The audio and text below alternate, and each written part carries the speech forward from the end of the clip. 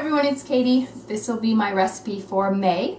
By now you have probably realized that my favorite kind of recipes are ones that are really simple, require few ingredients, and that you can customize based on your taste or what you have in your pantry at the time. I really like being able to kind of switch things up, and this recipe definitely qualifies. This is Martha Stewart's Icebox shortbread recipe. I'm not the hugest fan of Martha Stewart, but she does know what she's doing in the kitchen. This is a really easy 5-ingredient recipe, and it is just your basic shortbread. You can just, if you like shortbread cookies, then you're set. What we really like to do is to mix in different things, and I will show you 2 variations on different types of shortbread cookies you can make. The possibilities are endless, and I will throw out other ideas I've had. The real beauty of this recipe, though, is that it will store. So you make your dough, and then you can put it in the refrigerator or freezer until you need it. I like to keep some dough ready-made in the freezer so that when I want to make cookies or when something comes up and I need to bring something to an event, I can really quickly just slice my cookies, bake them, and then take them. I think especially around this time of year, towards the end of the school year, I'm going into the summer when the weather is good, we're always getting invited to picnics and parties and just little things like that come up, and I don't want to show up empty-handed. This is the perfect thing to make ahead of time when you have the time, and then have them on hand so that you can really quickly bake them and take them whenever you need to. So I will show you how I do the dough and how I store it, and then a little bit later in the month I'm going to actually bake the cookies and you'll see the final product. So first step, really simple, we're just going to put everything into the mixer. We're doing a cup of butter, so that's 2 sticks of unsalted butter, a cup of powdered sugar, 2 cups of flour, a teaspoon of vanilla, and a ½ teaspoon of salt, and that is it. That makes your basic shortbread recipe. You can just stop there, or you can do mix-ins like I'll show you. Okay, picking up where we left off, we have our basic shortbread dough. I did have to refrigerate mine overnight this time, so I'm hoping it doesn't affect anything. But I have divided it in half. We're going to make 2 logs that each will make 18 cookies. You can keep yours plain, like I said. I think plain shortbread, like dipped half in chocolate, melted chocolate would be awesome. But we do like to mix stuff into ours. So I like to do 2 different kinds just for variety. Our family favorite is lemon-lavender.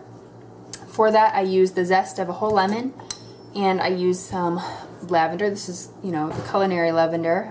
Definitely you have to use something that's food safe, not something that's made for like soap or potpourri or whatever. This comes from like a spice shop. So those I will mix into the actual dough. I'm looking for the zest of a whole lemon, like I said, maybe just a teaspoon or so of the herbs. I'm going to roll my log so that it gets coated in a sugar that I have. This is just regular sugar that's been infusing with lavender for a few months. If I were real fancy, I would use like a coarser sugar or color it or something like that, but I'm not. So I'm going to put a couple of teaspoons down on my wax paper here.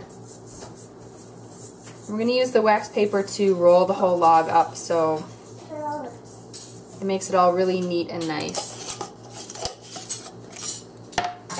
And then I'm going to put my dough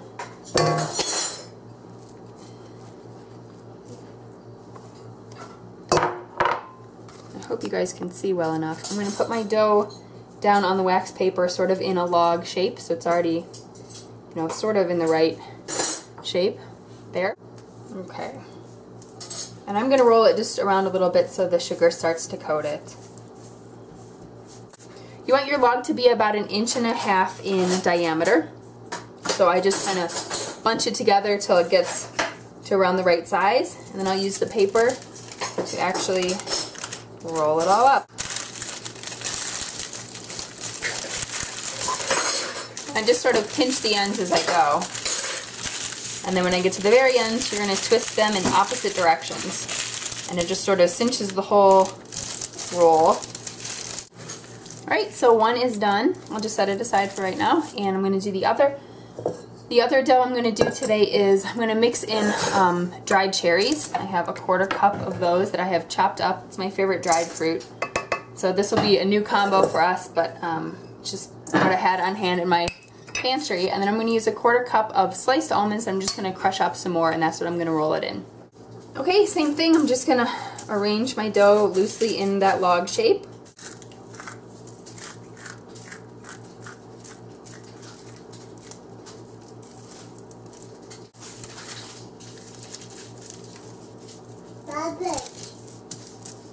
Nuts are a little bit harder to get kind of looking uniform, but it's good enough for me. So I'll roll it up in my wax paper again.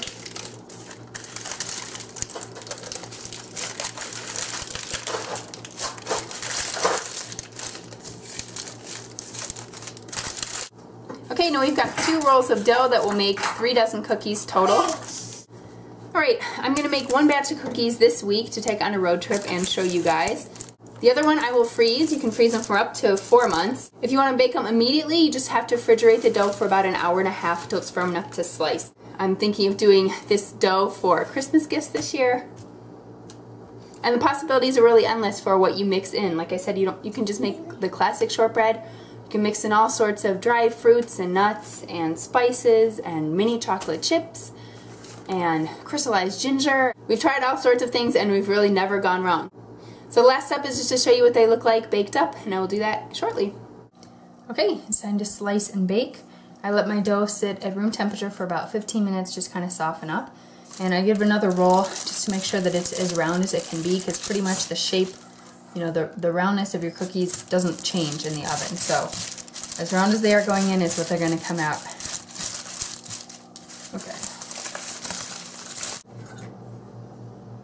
You want your slices to be about 3/8 of an inch thick, which I had to go running for a ruler that is just a little bit wider than like a pencil eraser.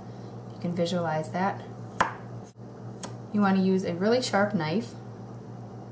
These lemon-lavender cookies would be beautiful, like at a baby shower or something like that. It's funny though, every time I make them, it seems like such a kind of girly thing, but every time I make them, it's always the men that comment. This is one of Mike's favorite cookies, and it's always our male friends who are the ones saying like, ooh, what's in this? What are these? That made 14 slices. It's supposed to be around 18, give or take. You want to either grease or line your cookie sheet with parchment, and they don't spread much in the oven, so you don't have to worry about them being too close together really. Because they don't really change shape much, I do try to just shape them up right before they go in the oven. Just smooth out, you know, bumps and stuff. A couple of frozen logs of this dough would be such a nice new neighbor gift, or for someone with a new baby. You know, somebody where it's a little bit more thoughtful than bringing something already prepared, bringing cookies that, you know, they have to be eaten right away. This way they can keep them on hand and kind of have them when they want them. Okay, these are going into a 350-degree oven for about 15 minutes, just until they barely start to get a little bit light brown. Here are the finished cookies. They've actually never spread before, but of course this time they did, because when you turn on a camera, things get weird. But anyway, there you have it, Icebox shortbread, either this way or any way you want to make it. Enjoy.